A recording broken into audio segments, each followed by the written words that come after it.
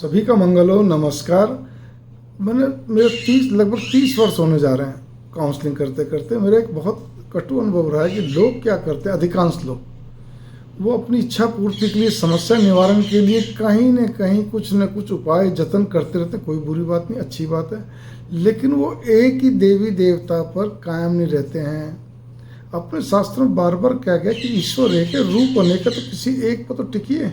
इसी प्रकार से आप पूजा पाठ करते समय कितने भी तरह के सहस्त्र नाम, क्या कहते हैं, आप स्तोत्र, कवच, चालीसा, आरती कुछ भी करिए, लेकिन साथ में क्या कहते हैं, एक क्या कहते हैं जो जप है वो एक ही देवी या देवता, आपके पसंदीदा देवी देवता जिसको इष्ट बोलते हैं, उसका ही चलता रहेगा बाद में, और सारे दिन वही करिए। आपको जब भी कष्ट ज़्यादा हो या कोई भी समस्या ज़्यादा, तो उसी का ही जाप होना चाहिए, उसी देवी या देवता का जिसको आप बार बार करते हैं, तब उसका लाभ है। अब होता क्या है कि अब मैं यहाँ जो कहने जा रहा हूँ, अब होता क्या है कि आपने कई तरह के उपाय करने शुरू कर दिए, फिर वो नहीं हुआ, उसकी पूर्ति नहीं हुई, काम नहीं हुआ, इच्छा पूर्ति नहीं हुई, या समस्या निवारण नहीं हो रहा, लेट हो रही है। अब वो करते करते आपने कई तरह के उपाय कर लिए, कई तरह के पाठ, कई तरह के जप आदि के लिए जो भी कुछ कहिए, या आपने कुछ भी नहीं करा, ठीक है ना, लेकिन फिर भी आप अपनी, ठीक है, नॉर्मल जैसे पूजा पाठ करते हैं या नहीं भी करते हैं, कोई दिक्कत नहीं। मैं कुछ कहने जा रहा हूँ, नहीं करने का मतलब कोई विशेष नहीं करते, बस ठीक है, आप अपना जप सुनने में लगे हुए हैं, मतलब वो अपनी कष्ट निवारण के लिए, समस्या के निवारण के लिए आप नहीं करते हैं कुछ भी, वो जो चल रहा रूटीन में, ये मेरे कहने का अर्थ है। तो आपको लेकिन दुविधा बनी और आपने फिर किसी पूछा या सुना या पढ़ा, जो क्योंकि आजकल डिजिटल ज़माना, बहुत सारी चीज़ें सामने भी हैं, और आपने वो शुरू कर दिया, ठीक है, तो उससे होता क्या है कि वो काम आपका हो गया।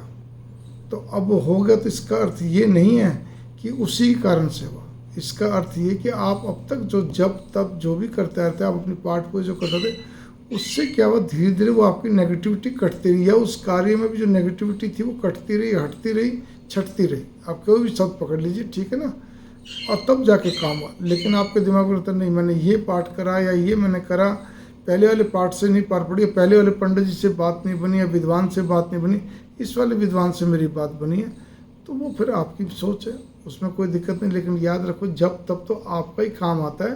किसी भी कार्य की पूर्ति में उसमें क्या कहते हैं, समय लगता है, तो समय इसलिए लगता है नेगेटिविटी होती है, और कोई बात नहीं है।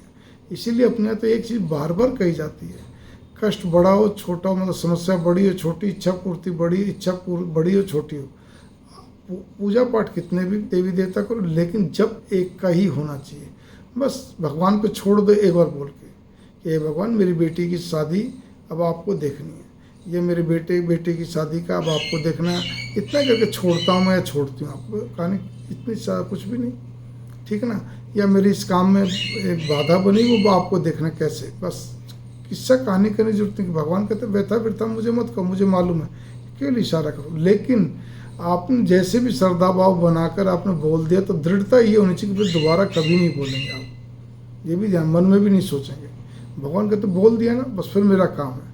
अब तुम्हारी जो नेगेटिविटी है, या जो तुम्हारे कर्म के फल में कितने दिनों बाद फल मिलना, उसको मेरे पर छोड़ दो। मंगल कामना, नमस्कार। छोटे से अधिक समझिए, गहराई समझिए तो आपको अच्छा लगेगा, समझ में आएगा। मंगल कामना।